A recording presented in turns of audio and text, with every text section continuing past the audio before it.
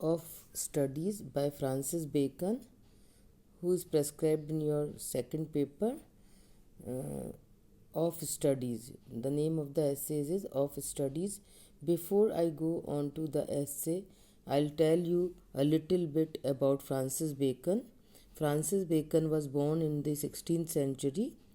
He was born in the year 1561, and he is known as the father of English essay. He is the first great English essayist who enjoys a glorious reputation. उनकी बहुत ही एक essayist के रूप में उनकी बहुत जाने माने जाते हैं. And the main main thing that he is known for is his style which is epigrammatic. Epigrammatic वो एक फ्रेज़ या एक छोटे से फ्रेज़ में ही इतनी बात कह देते हैं कि you can expand it into one whole paragraph. And moreover, he is known for his worldly wisdom, and objectivity. Earlier, the essayists wrote the essays which were personal in style, and had personal touch. But in the essays of Bacon, you will find the objectivity, and the objectivity which is relevant to all in all times. So, Bacon in this way charged his essays with the serious spirit and stately manners of Seneca, in which he in a way preached the world on various themes so that they can use them for guidance forever. For him, his essays were dispersed meditations and receptacle for detached thoughts. He is practical under the influence of Machiavelli.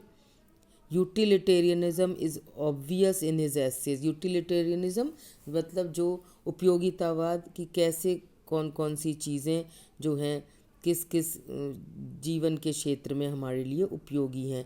He surely instructs how to lead a successful life. So he his most main focus is on how to lead a successful life. और इसके लिए उन्होंने बहुत ही ज़्यादा हमें he is known for prudence. Prudence is worldly wisdom. वो worldly wisdom के लिए जाने जाते हैं. That is why his essays are called counsel civil and moral. तो इसलिए जो है हमें एक कैसी ज़िंदगी जीनी है, और उसमें हमें वो एक जो है हमें मॉरलिटी बताते हैं. और वो मॉरलिटी आइडियलिज़म से जुड़ी नहीं है, बल्कि वो it is related with day to day life, so that we can lead a successful life. Bacon borrowed the form of essay from Montaigne the French essayist. तो उनका जो एसे का फॉर्म है, प्रकार है, वो तो उन्होंने फ्रेंच एसेइस्ट मॉन्टेन से लिया. बट स्पिरिट में दोनों both are entirely different. Montaigne is personal and familiar. मतलब उन्होंने उनके जो टॉपिक्स हैं वो कैसे हैं, सब्जेक्टिव हैं, व्यक्तिगत हैं, और पर जो है इनके. But Bacon is formal and impersonal. इनके क्या हैं, इम्पर्सनल हैं, डिटैच थॉट्स हैं, जो कि we can use in day to day life. And he has written on almost every aspect of life that you can use for guidance. So in this way, these two great essays present a very sharp and interesting contrast. Bacon's essays are capsules of impersonal wisdom. As I told you, they may not give immediate pleasure but give lasting guidance. हमें हो सकता है तुरंत उनको पढ़ कर के आनंद ना मिले, लेकिन हमें they give us guidance which is useful forever. They are objective and logically constructed. निरपेक्ष हैं उनके एसेज जो हैं, वो निरपेक्ष हैं, जो सभी पर समान रूप से हर समय लागू होते हैं. Thus, as an essayist, Bacon is not friendly, confidential, intimate and familiar with the reader, his essays are for the most part detached and impersonal. कैसे हैं? detached हैं और impersonal हैं, कोई उनमें व्यक्तिगत आपको टच नहीं मिलेगा, impersonal टच में, लेकिन हमें एक गाइडेंस मिलती है कि हम जिंदगी के विभिन्न जो आस्पेक्ट्स हैं, फेसेस ऑफ लाइफ है, how to face them and successfully. In fact Bacon's essays bear a close imprint of his personality, though he is not disposed to unbend himself in his works. On his basis, on this basis, Pope's following statement is appreciated. If parts allure thee, think how Bacon shined, the wisest, the brightest and the meanest of mankind. तो उनके लिए क्या कहा जाता है? सबसे बड़ी बात जो उनके लिए कही जाती है वो क्या कही जाती है कि ही इज़ द वाइजेस्ट, सबसे बुद्धिमान व्यक्ति हैं, सबसे इंटेलिजेंट है, ब्राइटेस्ट हैं, but the meanness of Mankind. Meanness of Mankind, meanness होती है थोड़ा नीच प्रवृत्ति या नीच मतलब किस्म की चीज़, लेकिन वो इसलिए कहा गया है बिकॉज उन्होंने बहुत ही शूट तरीके से, बड़े चालाकी तरीके से हम जिंदगी को कैसे बिता सकते हैं उस पर उन्होंने जो है उन टॉपिक्स पर उन्होंने उस तरीके से लिखा है. That is why this has been called.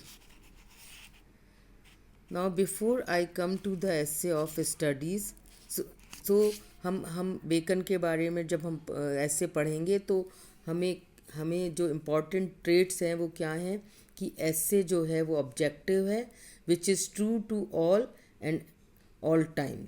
दूसरी बात यह है कि वो छोटी से ही सेंटेंस में बहुत बड़ी बात कह देते हैं, which you can expand into one whole paragraph. और जो है और हमें वो मॉरलिटी सिखाते हैं, लेकिन वो morality is not related with idealism, it is related with practical life. So before I come to the lines, I will give you a brief summary of studies prescribed in your essay. So this is of studies is one of Bacon's most popular essays. It is full of epigrams, phrases, many of which have acquired fame and are frequently quoted. इनके इसमें जो sentences हैं वो पूरे इतने famous बन गए हैं कि उनको समय समय पर हम उसको कोट किया करते हैं. And in this essay he tells us the advantages of studies. He says there are many advantages of studies. They delight a man in his loneliness. He can use them for decorating his conversation. They increase his ability and shrewdness in the practical business of life.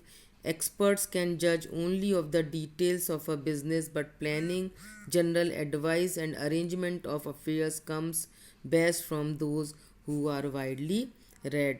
तो इन्होंने advantage बताए हैं कि एक तो अकेलेपन में gives us delight, दूसरा ये है कि हम हमारे कॉन्वर्सेशन को अगर हमने अच्छा पढ़ा हुआ है काफ़ी, if we are widely read then we can decorate our conversation.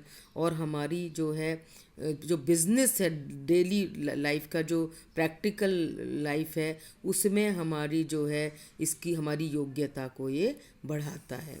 तो but he says but it is important that a man should make a proper use of his study.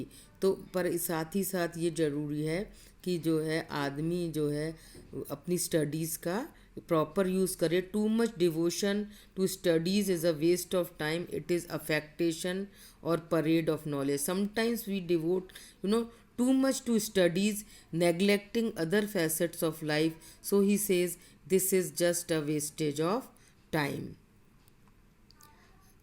To form one's judgment entirely on the basis of books is harmful in real life. कई दफ़े क्या होता है, we read a lot but then we don't relate it or connect it with the practical life or the problems that we face in life. और हम बस किताब के आधार पर judgment कर लेते हैं and then we are not successful.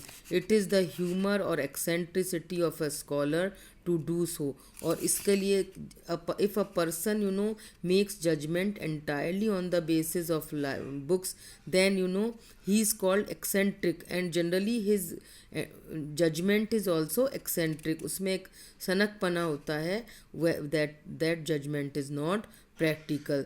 Such an error should be avoided in practical life. तो ऐसी जो एरर है वो हमें प्रैक्टिकल लाइफ में अवॉइड करनी चाहिए।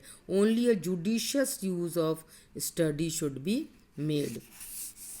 So in this essay he says only studies are beneficial and one should read widely, but we should be able to connect our studies or our knowledge with the practical life. Then only we are going to be successful uh, in our life. And sometimes what happens, you know, a man sometimes misuses his studies, but he should not use them for argument and discussion. Generally, if a person has studies too much, then he goes on arguing and discussing without listening to others. And moreover, there are so many books around us, but we should be able to make a decision which books are to be read. And there are some books which are to be read only here and there, to be tasted, so to say. That is, there are some books which are to be read only superficially, ऊपरी तौर पर उसको पढ़ने की आवश्यकता है। उसको हमें बहुत ज़्यादा जो है लाइन बाय लाइन पढ़ने की ज़रूरत नहीं है। So he says that we have to make a judgement which books are to be read thoroughly, which books are to be read superficially, and which books are to be chewed and digested. कुछ books they are so useful कि जैसे हम खाने को chew करते हैं और digest कर लेते हैं, उस तरह से we should absorb the knowledge in those books completely. There are certain books which have so much wisdom and knowledge that we should absorb them with us completely. So now I will come to the essay itself and in the next lecture.